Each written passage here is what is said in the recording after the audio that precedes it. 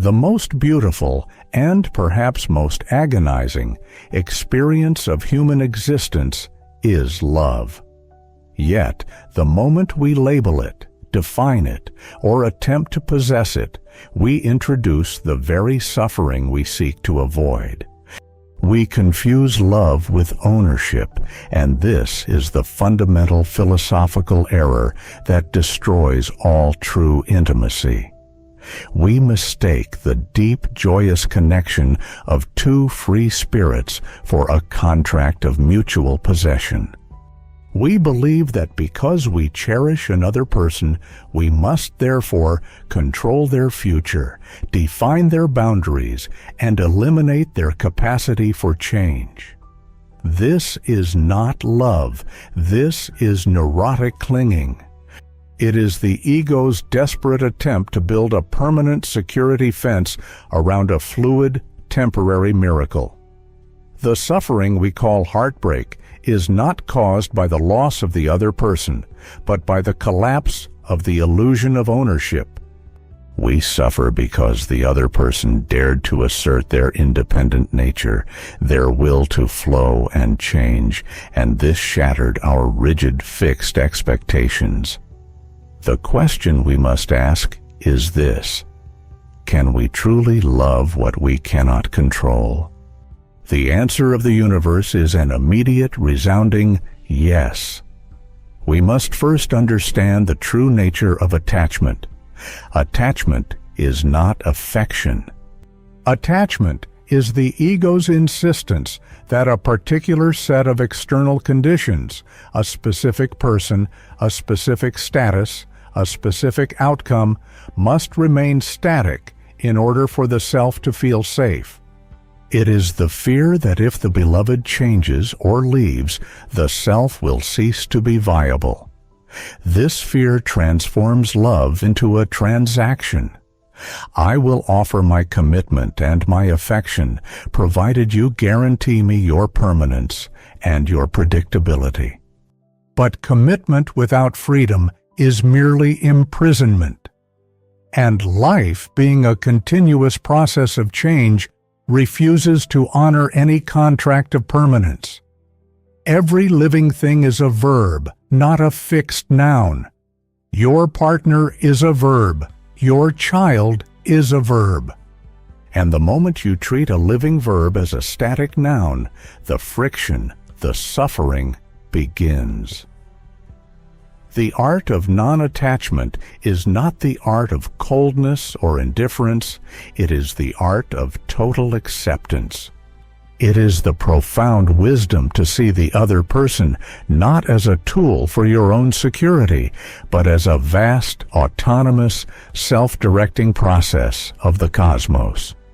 When you look at your beloved, you see not your possession, but a miracle, a continuous flowing event that is beautiful precisely because it is temporary and unpredictable. This shifts the entire dynamic of the relationship. You cease being a jailer and become an appreciator. You appreciate their presence fully in the now, without demanding guarantees about the future. You are fully committed to the experience of the present moment, but wholly detached from the neurotic outcome. The freedom from attachment is also the freedom from jealousy.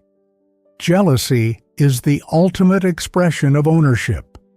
It is the primitive terror that your possession, your partner, might find greater joy outside the boundaries you have constructed. But if love is rooted in the freedom of the other, jealousy becomes an absurdity. If you truly love their freedom, you welcome anything that contributes to their joy, even if it is not sourced exclusively from you. The freedom of your beloved becomes your own joy. The illusion of ownership is a memory from childhood, where the ego was fragile and required absolute control over its environment to feel safe. The adult self, the conscious self, has the sovereignty to realize that true security is internal. It is found not in the permanence of external conditions, but in the internal resilience, the knowledge that whatever changes occur in the fluid external world, you, the conscious observer, can flow and adapt. The ultimate tragedy is that the very act of clinging to the beloved is what drives them away. The tighter you squeeze sand, the faster it runs through your fingers. The fear of loss creates the very atmosphere of restriction that compels the free spirit to seek distance. The paradox is clear. The only way to truly keep love is to give it absolute freedom to leave. Only then does the relationship become an unconditional choice rather than a forced obligation. This is the cornerstone of non-attachment, letting the relationship exist as a continuous act of free will. Non-attachment, therefore, requires a profound capacity for solitude. The individual must first achieve wholeness within themselves. You cannot be afraid of being alone, because the fear of being alone makes you desperate for the transaction of love, sacrificing your freedom for company. The true self must realize you are not half a person seeking completion.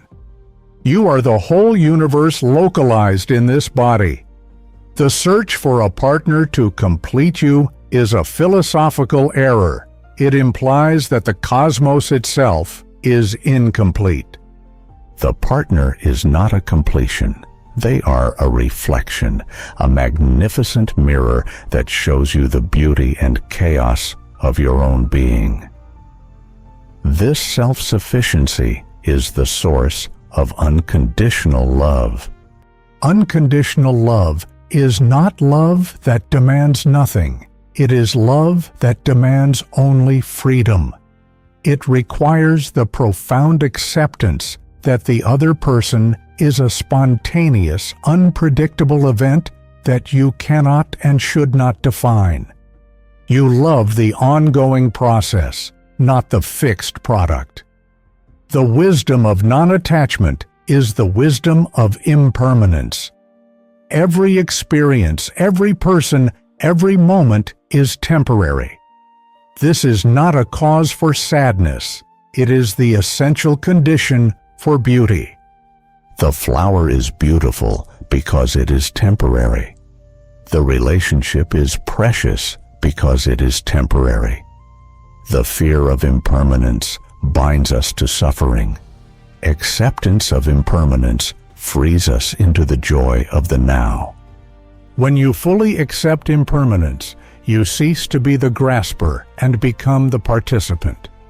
You participate fully, passionately, and spontaneously in the love of the moment, knowing that the moment will pass and allowing it to pass without neurotic resistance.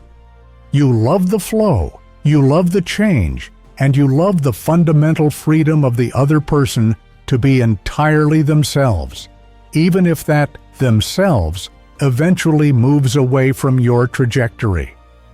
This is the art of letting go.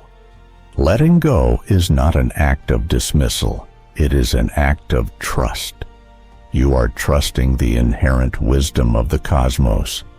You are trusting that whatever comes next, whether it is deeper connection, necessary solitude, or a new encounter, is precisely what is necessary for your evolution. You trust the process, not the promise. The final element of non-attachment is the realization that the other person's happiness is their own responsibility. You are not responsible for their joy, nor are they responsible for yours. Your responsibility is only to your own wholeness and your own authenticity.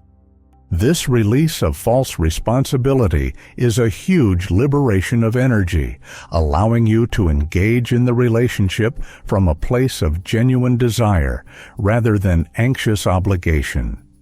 True relationship, therefore, is not the fusing of two halves into a single static entity. It is the dance of two wholenesses, two spontaneous, powerful processes meeting, flowing together, and maintaining their individual, necessary orbits. The space between the two dancers is as important as the embrace. That space is freedom. The ultimate freedom found in non-attachment is the realization that you are never alone. The isolation felt during the surrender of attachment was merely the illusion of the mind. The conscious individual is connected to the entire system of the universe. When you release the frantic grip on one person, you find yourself open to the vast, unconditional love that sustains all of existence. The love was never external. It was always the flow of being itself. The art of non-attachment is the profound, beautiful discipline of living unconditionally.